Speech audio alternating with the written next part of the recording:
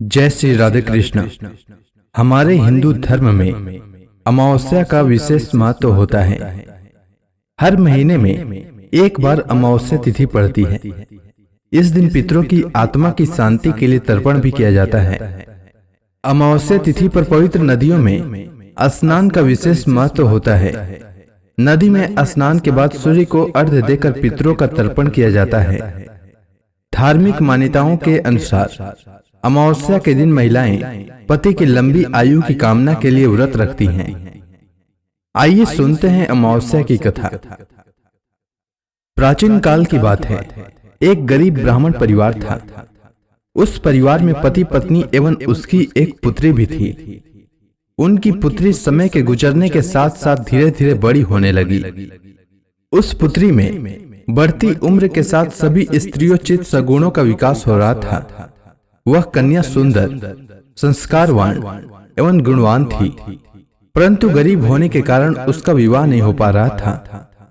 एक दिन उस ब्राह्मण के घर एक साधु महाराज पधारे। साधु उस कन्या के सेवा भाव से अत्यधिक प्रसन्न हुए।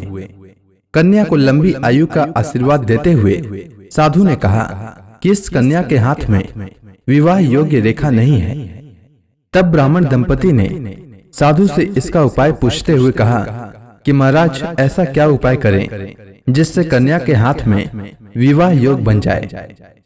तब साधु महाराज ने कुछ देर विचार करने के बाद अपनी अंतर्दृष्टि में ध्यान करके बताया कि कुछ ही दूरी पर एक गांव में सोना नाम की एक धोबिन महिला अपने बेटे और बहू के साथ रहती है, जो बहुत ही आचार विचार एवं संस्कार संपन्न तथा पति परायण है।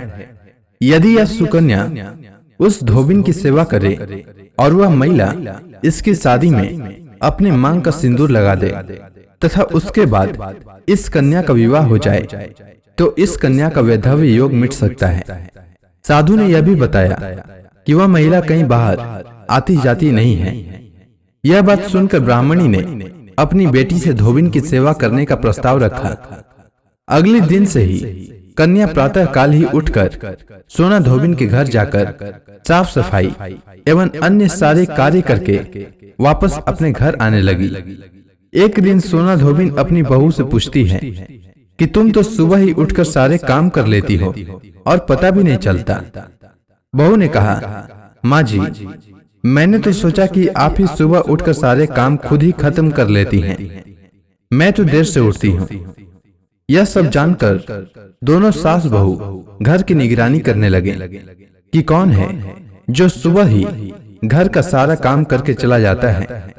कई दिनों के बाद धोबी ने देखा कि एक कन्या मुंह ढके अंधेरे में घर में आती है और सारे काम करने के बाद चली जाती है।